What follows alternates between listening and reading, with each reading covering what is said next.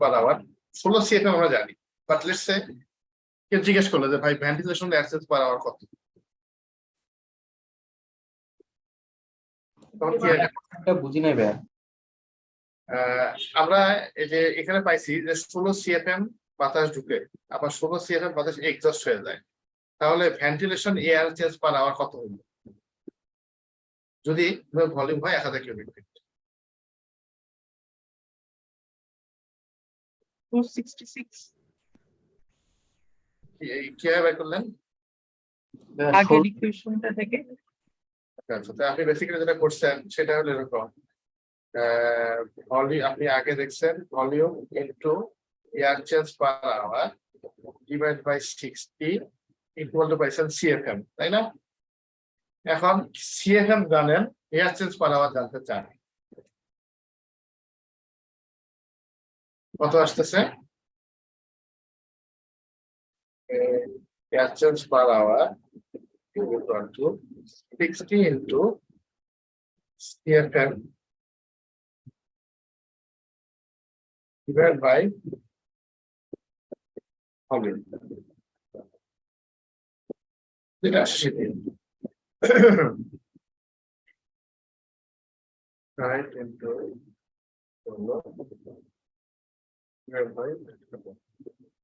0.96 আসছে, এটাই, এটা হলো ventilation air change per hour. যদি এটা আপনার লাগবে না, আমাদের টার্গেট হলো CFM বের করা, CFM বের করলে আমরা ডাক্তার সাইজ বের করতে পারবো, সেই জন্য এটা নিয়ে আমরা বদলাব। তবুও বিভিন্ন জায়গায় আপনি লেখা পাবেন, তখন আপনাকে আবার বুঝে নিতে হবে কি বলতেছে তারা।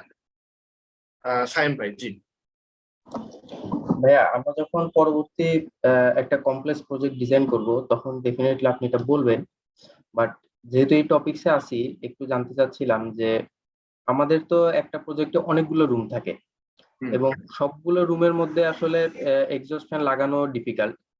তো ওই জায়গায় মানে টোটাল এয়ারটা সবগুলো রুমের জন্য, সবগুলো মানুষের জন্য ফ্রেশ এয়ার ক্যালকুলেশন করে সেটাকে পুরো ডাক্টের মধ্যে নিয়ে এসে কি সবগুলো রুমে দেয়া হয় এবং সবগুলো এক্সস্ট একসাথে নিয়ে গিয়ে কি এক্সস্ট বের করা হয়? জিনিসটা কি এভাবে হয়? বেসিক্যালি এটা আপনাকে ঢুকাইতে হবে, বের করতে হবে, আপনি যেভাবে পারেন সেভাবে করবেন। মনে করেন আমার এই প্রজেক্টের মধ্যে এইচইউ নাই, আমি এখান থেকে ঢুকাতে পারতেছি না বাতাস, তখন আমি চাইলে একটা কাজ করতে পারি। লেটস সে আমি একটা এখানে ফ্যান কয়েল ইউনিট লাগাইলাম ডেডিকেটেডলি বাইরে, এখান থেকে 16 CFM দিচ্ছি, আবার এইখানে একটা এক্সস্ট সিস্টেম লাগায় 16 CFM বের করে দিচ্ছি।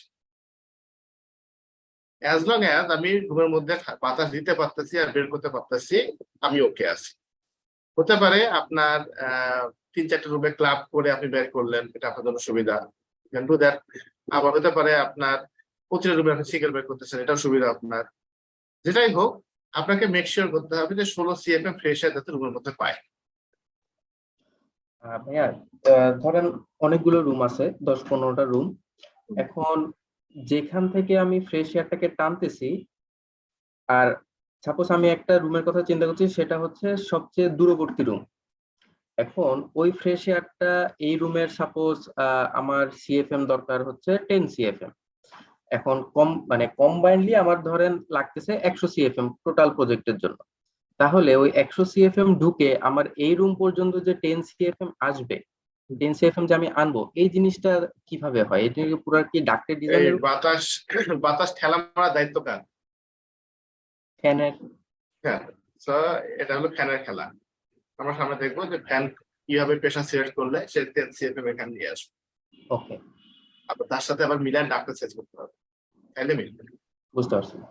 কারণ ডাক্তার সাইজ এবং প্রেসার এটা একটা একটার সাথে রিলেভেন্ট, এয়ারপোর্ট রিলেভেন্ট, তিনটা মিলেই জিনিসটা হয় আর কি।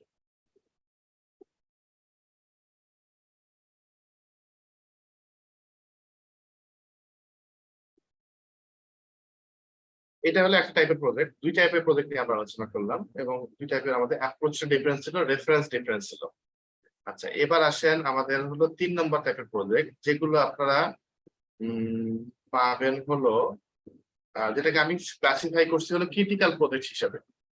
এই ক্রিটিক্যাল টার্মটা আমার দেওয়া আর কারণ আই ফিল করছি যে এই টার্মটার সাথে যায়, আশ্রয় পাবেন না, বিএনবিসি পাবেন না, মাই কমিউনিকেশন। এখন ক্রিটিক্যাল প্রজেক্ট বলতে সেই প্রজেক্টগুলো বোঝাচ্ছি যে প্রজেক্টগুলো আমার আগের প্রজেক্টগুলোর মধ্যে পড়ে না। যেমন অফিস রুম, এটা কিন্তু ক্রিটিক্যাল প্রজেক্ট না, এটা হচ্ছে কুলিং অনলি প্রজেক্টের মধ্যে বা কুলিং প্রজেক্টের মধ্যে ফেলে দিতে পারি। তারপরে ধরেন আপনার যে কোনো ফ্যাক্টরির যে আপনার ফ্যাসিলিটি গুলো আছে অফিস রুম টুম টাইপের, সেগুলোকে আমি কিন্তু ফেলে দিতে পারি হলো যে কুলিং প্রজেক্টের মধ্যে। আবার ধরেন শপিং মল, এটা কুলিং প্রজেক্টের মধ্যে ফেলে দিতে পারি। হসপিটালের প্রচুর জায়গা আমি কুলিং প্রজেক্টের মধ্যে ফেলতে পারি। ধরেন হসপিটালে যেটা ওয়েটিং রুম, সেটা কিন্তু কুলিং প্রজেক্ট, আর কিছু নাই। বা ওপিডি, আউটডোর পেশেন্ট ডিপার্টমেন্ট, সেটাও কিন্তু কুলিং প্রজেক্ট।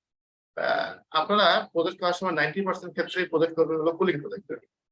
আর আপনাদের মধ্যে যারা বেস্ট অফ দ্য বেস্ট আছেন, যারা এই ব্যাপারে খুবই প্যাশনেট, তারা আলটিমেটলি কাজ করবেন হলো এই ক্রিটিক্যাল প্রজেক্টগুলোতে। কারণ টাকা আছে এই প্রজেক্টে, ওই প্রজেক্টে গণহারে ডিজাইন হয়, টাকা নাই ওই প্রজেক্টে। কারণ ক্রিটিক্যাল যে প্রজেক্ট গুলো আছে, এর একটা এক্সাম্পল আমি নিয়ে আসছি এখানে, যেটা হলো আপনার হসপিটালের প্রজেক্ট। তো এই জায়গায় একটা জিনিস আপনাদেরকে ধরাই দিতে চাই যে আশ্রয় মাত্র একটা মাত্র গাইডলাইন না। আপনাদের যে যে ইন্ডাস্ট্রিতে কাজ করেন সেই ইন্ডাস্ট্রির কিছু ইন্ডাস্ট্রি স্পেসিফিক গাইডলাইন আছে, যে গাইডলাইন গুলো ওই ইন্ডাস্ট্রির জন্য ক্রিয়েট করা হয়েছে। সেই গাইডলাইন গুলো থেকে আপনারা বেশ কিছু ডাটা পাবেন, যেগুলো আপনার এই সকল ক্যালকুলেশন করতে হেল্প করবে। তো আসলে এখানে দেখি কি বলছে। হাসপাতালের ক্ষেত্রে বলছে এটা আমরা পাচ্ছি আশ্রয় থেকে। আশ্রয় কোথা থেকে পাচ্ছি আমরা রেফারেন্সটা দেখি। আশ্রয় health care facility, chapter 9 fundamentals. তো হেলথ কেয়ার ফ্যাসিলিটিতে তারা বলছে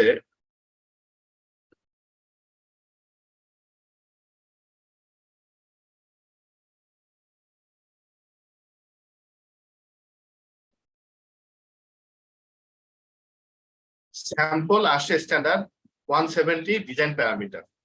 আচ্ছা, কি কি ডিজাইন প্যারামিটার? এখানে বাম দিকে আছে হলো ফাংশন অফ দ্য স্পেস। কি কি ফাংশনকে তারা এখানে ডিফাইন করছে? একটা হলো অপারেটিং রুম, সোজা কথায় অপারেশন থিয়েটার। আর হলো emergency department, public waiting area, যেটা এমার্জেন্সি ডিপার্টমেন্ট সেটা। তারপরে হলো অল রুমস, বাকি যতগুলো রুম আছে। এরপরে পেশেন্ট রুম। এইভাবে আপনার সবগুলো রুমের মধ্যে আপনার তারা রুমগুলোর কথা উল্লেখ করছেন, যেসব রুম তারা মনে করছেন যে ক্রিটিক্যালি তাদের জন্য ইম্পর্টেন্ট। এখন এখানে দেখেন এই একটা কথা লেখা আছে প্রেসার। এই প্রেসারের আলোচনাটা আমরা এখন করি নাই, সেজন্য এই যে অংশটুকু আমরা এই মুহূর্তে অমিট করে গেলাম। আমরা যখন লাগবে আবার এখানে এসে আমরা দেখব। এরপরে আরেকটা কলম আছে minimum outdoor air change per hour. এটা কি জিনিস? Any idea? Outdoor air change per hour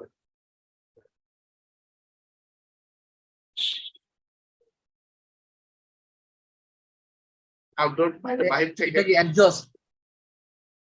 outdoor কাছাকাছি গেছে মানে বাইরে এক্স্যাক্টলি ফ্রেশ এয়ার। এটা হলো তারা ফ্রেশ এয়ার কথা বলছে। একটু আগে ফ্রেশ এয়ার আমরা ক্যালকুলেশন করছি মানুষের জন্য, তখন ক্যালকুলেশন করছি কি হবে? আমরা ওই আসে 2.1 দিয়ে ক্যালকুলেট করছি। ওখান থেকে আবার একটা ফুস্টা ক্যালকুলেশন দেখাইছি যে এই আপনি যদি সিএফএম জানেন, এয়ার চেঞ্জ পার আওয়ার জানতে পারবেন, যেটাকে আপনি বলবেন ventilation air change per hour. এইটাই হলো সেই ventilation air change per hour. তারা এখানে টার্মটা ইউজ করছে outdoor air change per hour. Eventually আপনি এই একই টার্ম বিভিন্ন ভাবে এনে আশ্রয়তেই পাবেন। আশ্রয় মাঝে মাঝে ইউজ করবে, আউটডোর মাঝে মাঝে ভেন্টিলেশন এয়ার খাওয়া। তো এগুলো সবগুলোর সাথে আপনাকে ইউজ টু থাকতে হবে টার্মসের সাথে। এটা হলো ভেন্টিলেশনের জন্য। আরটা হলো কি minimum total air change per hour. Total মানে হলো সব সাথে total air change per hour.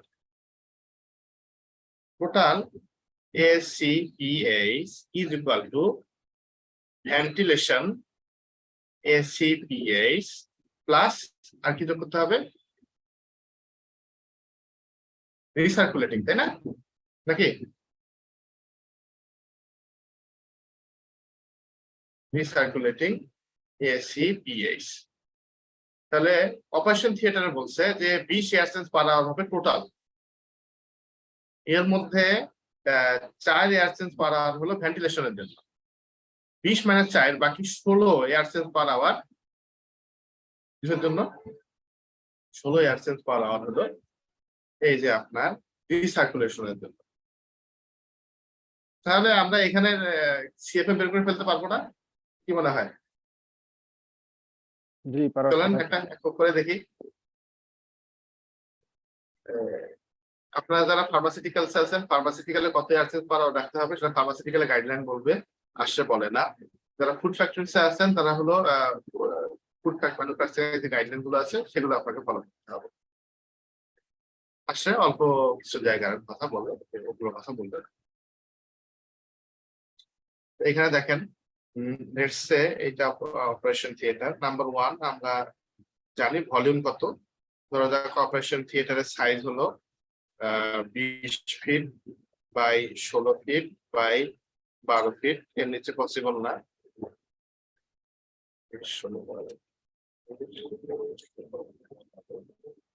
3840 square feet. আচ্ছা, তাহলে নাম্বার 1 ভেন্টিলেশন এর জন্য কত সিএফএম লাগবে? CFM ventilation air change per hour কত? ভেন্টিলেশনের এই যে 4 না, 4 এর 4। তাহলে ভেন্টিলেশনের জন্য সিএফএম কত লাগবে? CFM volume into air change per hour divide by 60। Volume কত? By 3940 into 4 divide by